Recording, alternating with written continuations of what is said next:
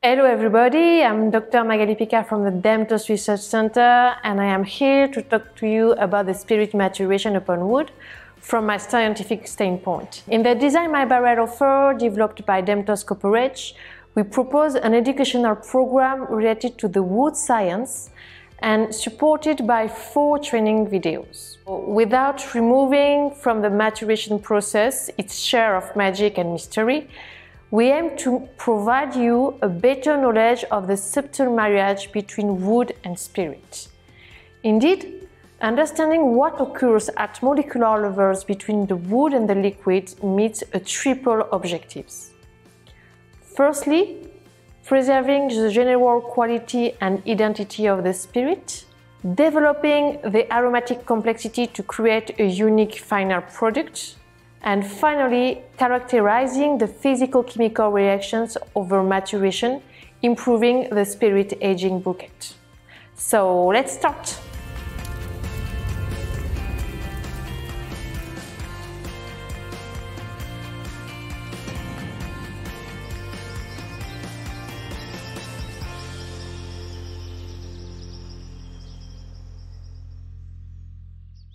So today the first training video concerns the oak wood structure. This aims to present you what we look for in the high quality barrel in terms of structure, chemical and thus sensory composition.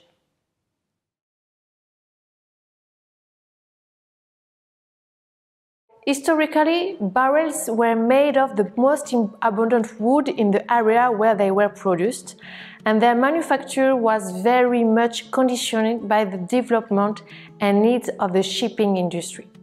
For these reasons, many woods from different species of trees have been used in cooperage, such as chestnut, acacia or cherry woods.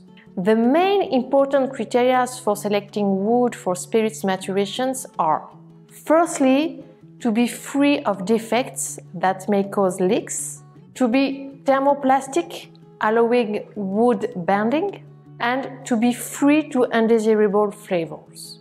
This is the reason why oak appears to be the most suitable, since it possesses all the desirable qualities needed to make a barrel. The typical anatomy and structure of oak wood offers greater resistance, flexibility, easy handling to bending, high stability and low permeability in relation to those provided by other woods. It also contributes to a wide variety of desirable flavors, and its porosity allows the oak extractives to be more accessible. The oak wood belongs from the genus Quercus, which contains over 500 species, mainly growing in the temperate zones of the northern hemisphere, as far as South to Central America and Ecuador. Even so, most oak barrels are currently French or American in origin, explaining the widespread use of the terms French oak and American oak in coverage. 3 main species of oak practically monopolize the market: 2 French or European oaks, Quercus petraea and Quercus robur, and 1 American oak, Quercus alba. Although French oak is the most highly valued in Europe, other producer regions include Hungary, Poland, Russia, Italy, and in the Iberian Peninsula, the Basque Country. However, Quercus petraea and Quercus robur are associated with France and not the rest of the Europe. In France, forests cover about 27% of the total area, and approximately 9% of these are oak forests. The main oak producing areas in France are Limousin, which is the principal producer of Quercus robur, also called pedunculate oak, and Nevers, Allier, Tronchet, Centre, Vosges, Bertrange, and Jupille, which produce mainly Quercus petraea, also called as Cecil oak. In the United States, the main oak production areas are the forests of the states of Virginia, Missouri, Minnesota, Pennsylvania, North Carolina, California, and Oregon. The primary species producer for use in cooperage is Quercus alba.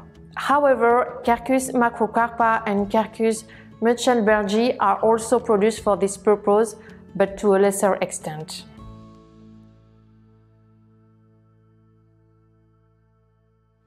Concerning the oak wood structure, oak wood is composed of two main parts, the earthwood and the sapwood. The sapwood is situated in the outer part of the stem and is the living, the physiologically active part of the wood. For oak, it can be relatively easily distinguished from the darker earthwood, which is in the central core of the trunk. During the growth of the tree, the older living and active sapwood cells die and become earthwood. In copperage, only the earthwood of the trunk was used for making casks. This is due to many reasons. Firstly, earthwood has a lower moisture content, allows it more suitable and more durable for copperage applications. It is less subject to fungi and insect attack than sapwood. It has a higher water tightness and thus a less permeability to liquid. And finally, it contains a lot of desirable extractive compounds which are essential for improving the spirit quality over maturation, while sapwood is free to any odor or taste. One of the most important characteristics of the wood used in copperage is its grain, which depends to a great extent on the botanical and geographical origin of the trees. The criteria most commonly used are the geographical origin of wood and their grain, that is to say, the width and the regularity of grow rings. This figure clearly shows the annual growth circles and medullary rays in the wood cuts. These annual growth rings are made up from a succession of spring and summer wood layers of the earthwood. The spring wood is very rich in white vessels because normally in spring the rainfall abounds and the tree needs to pump a lot of sap up its trunks to form the buds and leaves. The summer wood has fewer and smaller vessels because less water is available and less sap is needed. Moreover, during summer, through photosynthesis, the leaves synthesize sugars and polysaccharides which are then stocked in the tree fibers, thus making summer wood denser than spring wood. The size of the grain is linked to the proportion of summer wood depending on the tree's growth rate.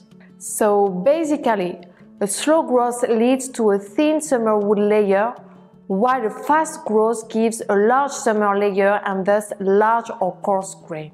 The chemical compositions of the oak wood is very important because of its effect on the spirit flavor.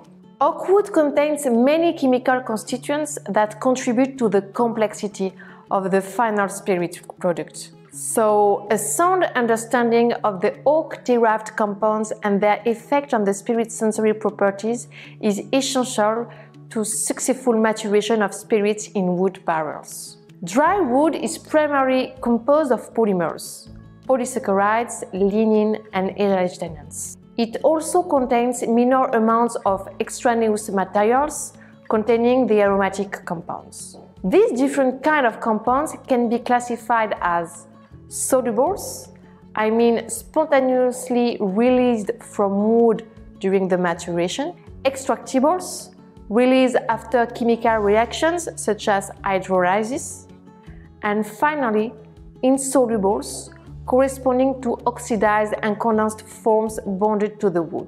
Among the polysaccharides, cellulose is a major component, constituting approximately 50% of wood substance by weight.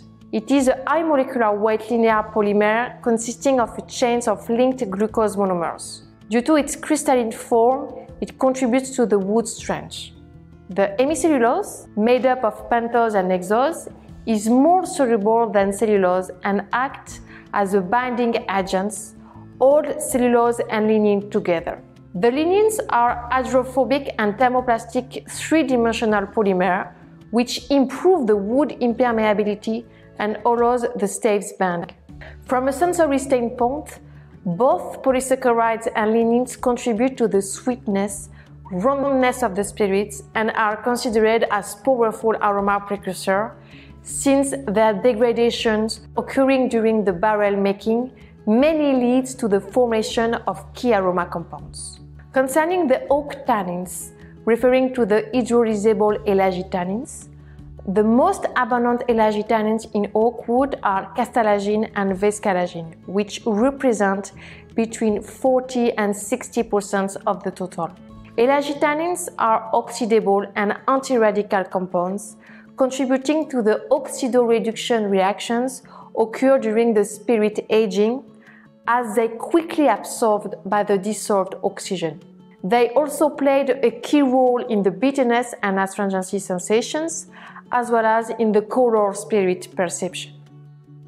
So I would like now to make a focus on a specific structural parameter of the oak wood, referring to the telos. Briefly, the teloses are specific cells of the wood which, under certain conditions, will block the open vessel. Thus, their role is very important since they prevent the passage of liquids through the pores and thus increase the wood impermeability. The nature of teloses depends on the oak wood species. They are thin and scarce in European oaks, thus making spring vessels more permeable to liquids and increasing the risk of leakage in the barrel made from this wood. And on the contrary, they are large and numerous in American oak, which can be sold because its vessels are more occluded by large numbers of teloses, leading to a higher water tightness and thus making the risk of leakage negligible. So this is the reason why French and American oak require different techniques for obtaining staves from the trunk. By hand splitting for French oak, which consists of breaking the trunk by means of a hydraulic wedge. When the wedge is driven into the wood, it naturally splits lengthwise along the planes whose edges are the medullary rays. Hand splitting has the advantage of obtaining staves whose medullary rays are parallel to the contact surface with the spirit. This reduces the risk of leaks, but has the drawback of yielding fewer casks.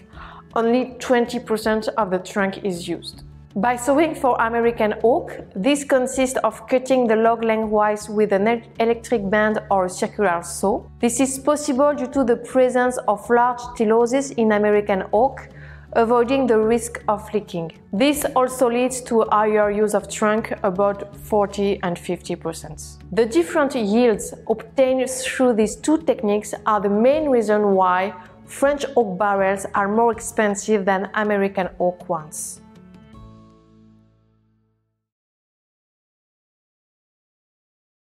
The volatile compounds released by oak to the spirit during the maturation may be naturally present in the original oak wood or may derive from other wood substances during the toasting process. Concerning the main aromatic compounds present in French oak wood, we find beta-methyl gamma-octalactons, also known as whiskey lactons, which are present in the form of two isomers, cis and trans, and responsible for the coconut flavors.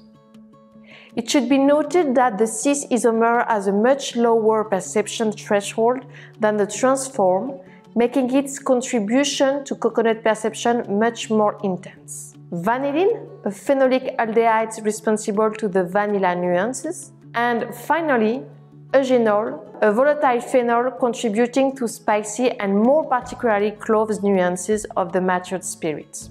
Depending on the nature of the oak species, the aromatic profiling is not exactly the same. For example, American oak presents higher concentrations of whiskey lactons, and more particularly the cis form, leading to a higher coconut intensity in the spirit matured in American oak casks. Between the French oak species, the Quercus robur presents lower aromatic compounds levels than the Quercus petraria. Concerning the difference in the elagitanins profiling between oak species, significant higher concentrations are generally found in European oaks, more specifically in Quercus robur species, leading to a higher impact in the spirit body structure.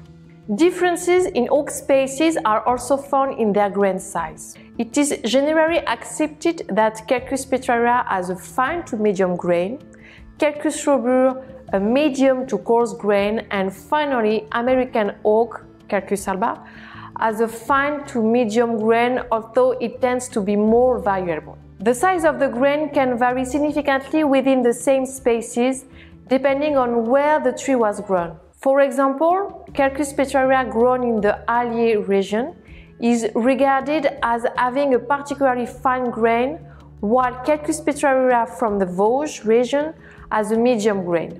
Moreover, it is also observed that grain size varies significantly among trees within the same forest. For these reasons, some cooperages have begun to classify their wood not on the basis of its geographical origin, but on the actual size of the grain. From a physico-chemical point of view, the size of grain also affects the oxygen transfer and the oak wood sensory profiling. We note that less oxygen enters when the grain is larger. Moreover, less release of aroma compounds is found in oak with larger grain, while a high release of elagitanins is observed. Overall, the difference between the oak species can be summarized as follows. American oak differs from European species because they have higher density and resistance, as well as lower porosity and permeability than European species. It has the highest aromatic impact, marked in particular by the aromas of coconut and to a lesser extent vanilla. In contrast, American oak's contribution to spirit body structure is very slight because of its poor release of elagitanins. With its medium grain, it allows a medium oxygen transfer through the wood. The French oak from Limousin, Quercus robur species, will slightly aromatize the spirit because it releases small amounts of volatile substances, but its contribution to spirit structure is considerable since it releases high amounts of elagitanins. Its larger grains leads to the lowest oxygen permeability. Finally, the French oak from Allier, Quercus petraria, with its highest oxygen permeability due to its fine grain, contributes both to the spirit aroma and structure. If they present some differences and specificities, the combination of these different oak species during the maturation process allows to contribute to the overall complexity of the matured spirit. Thanks everybody for watching this training video. I hope this first session meets your questions about the intrinsic properties of the oak wood. You can find all the most important information in the Design My Barrel reference handbook. So in the next video, I will talk about the contribution of the barrel making process in the whiskey sensory evolution over maturation. So see you later.